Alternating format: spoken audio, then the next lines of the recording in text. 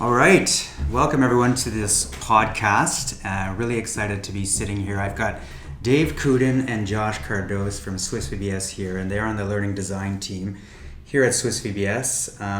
And I really wanted to sit down with them, especially after our interview last week with Sebastian Frankenberger out in Switzerland, just really talking about digital onboarding and the value and the business case behind the importance of having a great onboarding experience.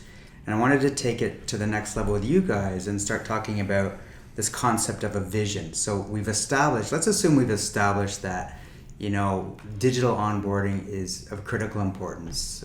We would argue that it's probably the most important type of training that a company could ever do. But now we need to sit down and say, okay, well, what is the vision for this program? So I wanted to talk to you guys about this, and maybe let's start off with that particular question. So when we say the vision, what are we talking about? What do we mean by a vision for onboarding, and why is that so important? I think that vision, when it comes to any program design, but in particular onboarding, is critically important because especially if you're transitioning from a presence training onboarding to a digital onboarding, things change a lot on the design side of things. And I think one of the most important things about crafting a vision is to really almost open your mind to what's possible and what success looks like. And I don't necessarily want to dive too much into specifically what success looks like, but really just kind of pushing yourself and your team to think about what do we want to accomplish with this program.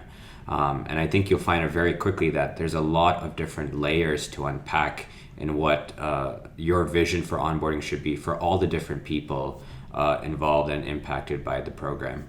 Yeah, I agree with that 100%, Josh. I think, think about your first day at any new job, right? There are all kinds of anxieties, you're feeling all kinds of emotions. So what is it that you want your learners to know by the end of the first day? What do you want them to feel? What do you want them to be able to do by the end of this onboarding training? Maybe it's that you want to give them a particular kind of knowledge, but maybe you just want them to feel comfortable or confident or, spiritually or emotionally prepared to receive the information that you want to give them. So to me, that's what the vision of a good onboarding program has to answer. Yeah, and I think on the learner level, you're thinking about how much or how little you want to include, especially when we're talking about going digital. But I think even at a business level, if you think about the typical metrics tied towards, what makes a successful onboarding, it's so easy to just say, okay, well, we want people to take the training and like the training, and completion rates and, likability of a training is all we need to really think about and care about. But Dave, as you were talking about, when you say things like feeling comfortable, as I'm thinking about how you measure that, I think confidence is one of the things that really does matter. And so pride in the organization, confidence in your first 30 days, 60 days, that to me is ways that we can start thinking about and measuring what a successful onboarding program is. So then that way you're not only creating success for your learners, but you're also creating success in a focused way for the project team, ultimately the executive who's signing off on this program.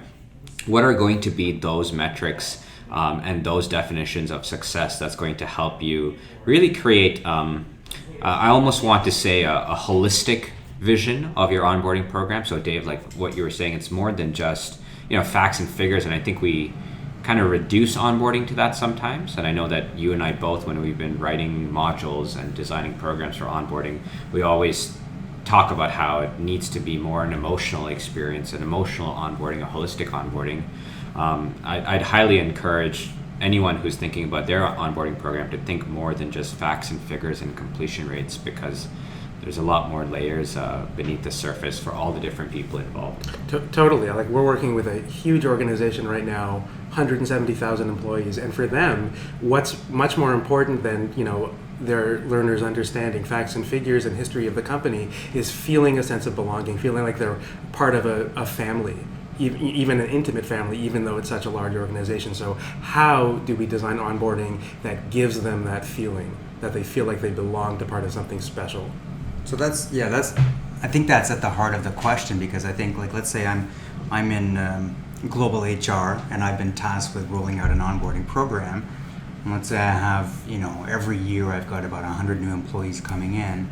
I think, the audience might be asking, as am I, like, what is that first step? So you've been given this task, and you guys have been talking about what are the different things that are sort of rise to the surface in terms of importance, but how do you sit down? What's the first step you take? How do you sort of parse out what is important and what is relevant? Because there's so many parts of the organization that are saying, well, you got to include this, you got to include this, you got to include this. And we know we can't include everything. It's going to be overkill. So what do you guys say? Like, what do you recommend for clients that are tasked with this? I think when you're going digital, it's almost a fantastic opportunity to do a little bit of house cleaning internally. And I know that Dave and I, anytime we approach program design, obviously we're not going to create a 20-hour course. No one wants to take that. So part of the challenge in going digital is also consolidation and alignment of content. And so oftentimes we're pushing the client to say, what really does matter here? And I think also something to keep in mind is it's good to kind of take the pressure off of yourself when creating an onboarding program, especially in a digital context, because there's time. We don't have to worry about putting people in a room for 2 days and getting all the information into them. Onboarding is really a journey, and I know working with some of the best onboarding programs I've seen with organizations, they really treat it as a 100-day journey or whatever that may be. So when you're thinking through a digital context, ask yourself, what do they need to know in week 1? What do they need to know in week 5 or 6 or day 90 or day 100? And that's a great way for you to understand what's the critical messages and also what's timely and high context driven. What we're finding a lot too, depending on what the type of onboarding you're doing, if you're doing sort of a corporate global onboarding, it's a little bit more soft skilly, less critical information. But if you're a truck driver, or if you're doing something very technical in your onboarding, sometimes the information that's being delivered to you is very high context driven. And so maybe you need to give that information 3 weeks later, and you don't have to worry about giving it on day 1. Dave, I also know when we think about how we consolidate information, how we present that information also is really important in a digital context, because we really want to debunk this learner notion and this myth of just throwing facts at you, because that can be overwhelming and at times stressful. And I know that one thing we always talk about is the role of engagement in trying to move towards digital with onboarding. Yeah, that's just what I was going to say. So you talked about not putting pressure on yourself to include everything in onboarding. It's also about not putting pressure on your learners, right? Think about how overwhelming it can be in your first day or two if you're bombarded with facts, if you're bombarded with knowledge that you feel like you need to retain, when really what you want is to feel comfortable in your new workplace. And so another strategy, I think, is to think about where else can you put information outside of digital training, right? Maybe we can build resources that are accessible at the point of need, right when the learner needs them, rather than making sure that they hear that message on the first day. Yeah, this is a really interesting point, because I'm thinking as you're talking, so what I'm hearing is helping them emotionally really adapt to this new environment is critical, right? So they can get the facts and the figures and the technical knowledge maybe in week 2 or something, but it's really that first day. You want them to walk away feeling like, yeah, okay, I'm feeling good, I'm feeling confident, I know where to go to ask questions and so on. So if we sort of tie that into the whole concept of digital, maybe is there misalignment there? Like if this is going to be onboarding, if the onboarding is going to be primarily digital, how do we ensure that we have that sort of that we can approach that concept of that soft skill and make them feel comfortable over digital? I think digital has both limitations and tremendous opportunities. So on the one hand, of course, what you lose is that direct face-to-face contact with a facilitator, right? If you're trying to make people feel part of a family, how do you do that when they're not actually interacting with someone on their onboarding? On the other hand, what you get is scalability and harmonization of your onboarding across the globe if you're a huge global company, right? But you can also make it friendly through digital. You can create personas, you can create characters, you can have a welcome message from your CEO that's delivered to every single learner in your organization. You can create characters that align with your brand and that actually establish a connection with individual learners. Yeah, and on that note about brand, as you mentioned, Dave, I think one of the exciting things about having a digital onboarding that gives you that alignment, that true alignment and that scalability that you're looking for is your onboarding program is arguably your most important training initiative, because it really sets the tone for your learning culture and it sets the tone for the type of learning experience you want to give to your learners. For anyone who's working in organizations where you're trying to do things differently in your learning unit, with your existing learners, there's struggles sometimes because they're used to things being packaged and presented in a certain way.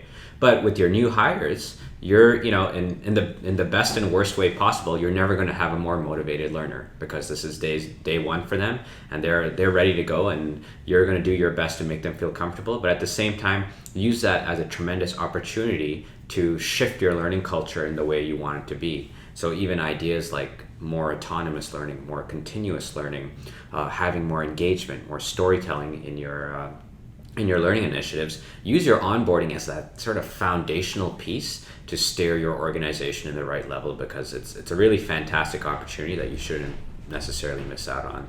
And ultimately, at the end of that first day, you want any new learner, any new hire to say, yeah, I made the right choice. I'm happy that I'm at this organization. Yeah. That's critical. Okay, guys, we're going to wrap it up. So maybe, I'll just put it to each of you. So in a word, in 2 bullets, what's the most critical thing you need to think about or remember when you're sitting down and kind of crafting your vision for onboarding? I think just keep it simple. Think about what do you want your learners to feel at the end of their first day or two, and go from there.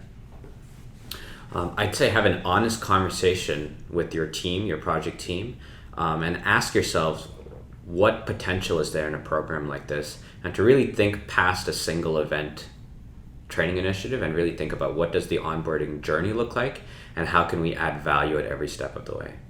That's fantastic. Gentlemen, thank you so much for your time, and I hope our listeners got what they needed out of this, and we'll take it from there. Thank you. Thanks.